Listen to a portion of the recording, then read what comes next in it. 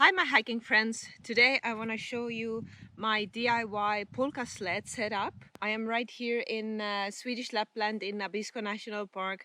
I'm just about to finish my 4-day pulka hike with my skis and pulka and my dog Linka here.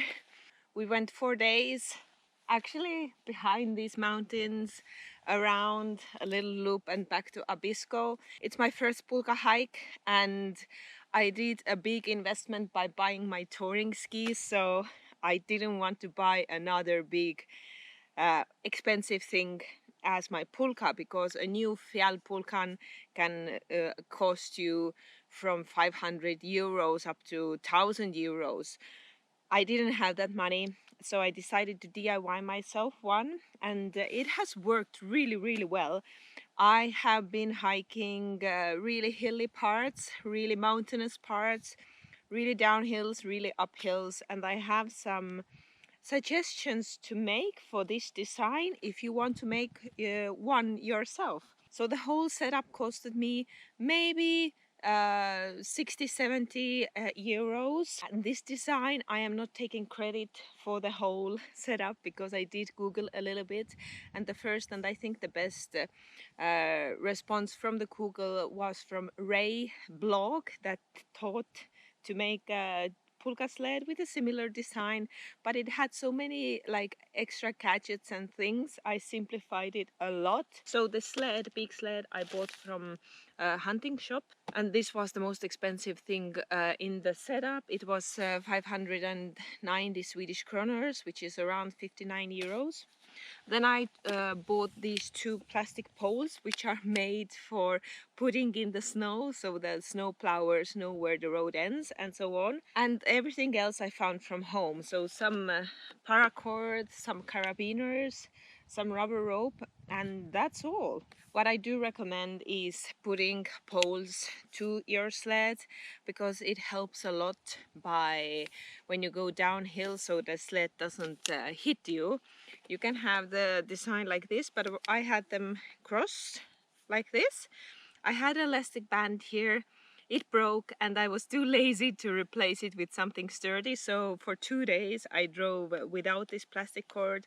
I did feel the sled was a little bit more flimsy this way, but nothing bad happens, you know, like just put some kind of cord here.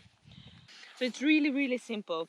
I drilled 2 extra holes here, so I have a system, and do make a system where you can untie your pulka poles really easily. It makes a ton of difference for transportation in the car. And also what I did, I took the pulka poles away for the night time, so this way I could just slide my gear in the sled into the tent, like into the vestibule. It was so convenient. And then I took a big cord, thread it through, and here I made a loop on one end like this, coming out here.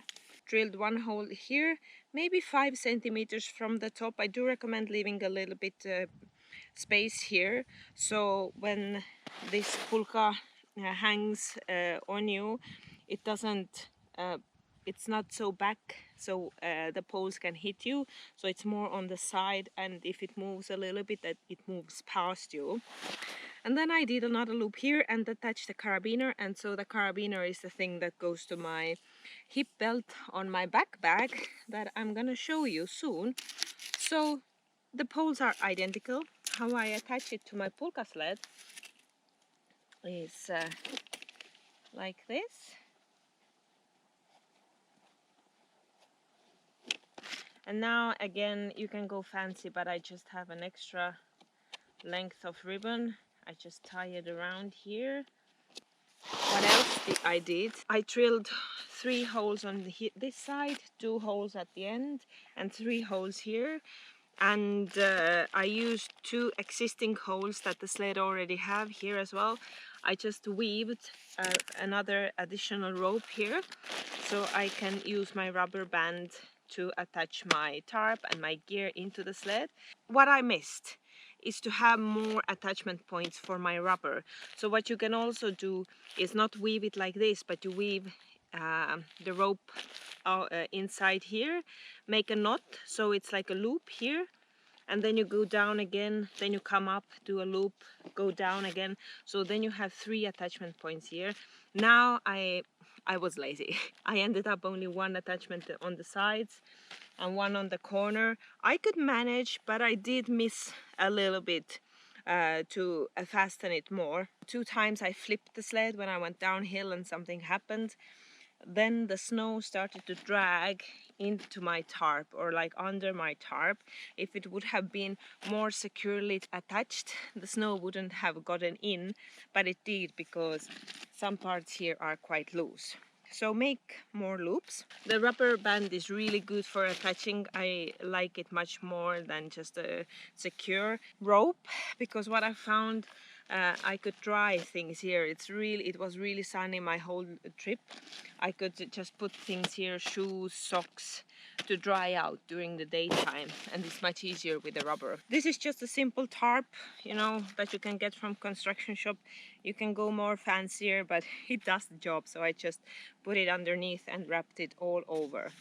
But now I'm going to show you how I actually attach my pulka to myself. So for that I have my backpack, I have my heaviest stuff in the pulka, and my quick access things like medical things, maybe extra sweater, or my water bottle, for example. It's really good to have something on your back so you can easily access your things and you don't have to go and unravel your pulka sled all the time. This is my ski o-ring harness for my dog. Linka is attached here, so that's why it is here. Ignore that, you don't need that if you don't have a dog that pulls. If you do, I highly recommend buying one, because you see how the pulling point is quite low. It like grabs you from the hip points. It's much more pleasant than having your dog dragging from the hip belt, because then the dragging point is more up and it hurts your back. At least it has done for me, so that's why I invested in a good ski o-ring harness. I didn't want to attach my pulka to my ski o-ring harness because this is designed to pull you forward. If I try to attach something that pulls it backwards, it's not designed that, and it starts to hurt in wrong places. There are these crotch straps here, so it starts to pull here, and like in general it's just not made for pulling backwards. So that's why I took my hip belt and threaded an extra loop around it. I attached the carabiner here. When it goes downhill, you know, the poles pass me. They can't be too long, because then when it's pulling motion, you want the poles to be on your side. Otherwise, if it's too back, it starts to poke your ass and it's painful. One bad thing about these poles is because they are meant to be flexible if a tractor hits them, so they wouldn't break so easily. They're really flexible, you see? So this makes it really hard to control the pulka. Yeah.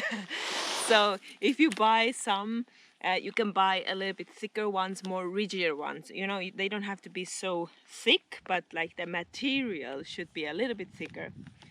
By the way, the length of these poles is 2 meters. You could manage 1 meter 80 centimeters. I think they're a little bit too long, but I was too lazy to cut them. For a quick release of my pulka, I could either unharness it here, or what I ended up doing when I wanted to do a quick break, I just took the whole backpack off and went to do my things and then put it back. So yes, my friends, this is my pulka setup. Really easy, really quick to make, quite cheap compared to buying one or even renting one. I highly recommend going out for a pulka hike. You can put all of your heavyweight stuff there and enjoy more of the winter scenery. Anyway, thank you for watching. Go for a pulka hike, maybe not in the summer, because I realize in the rest of the world it's mostly summertime now. But go out, and maybe next winter you try a pulka hike. Okay, bye.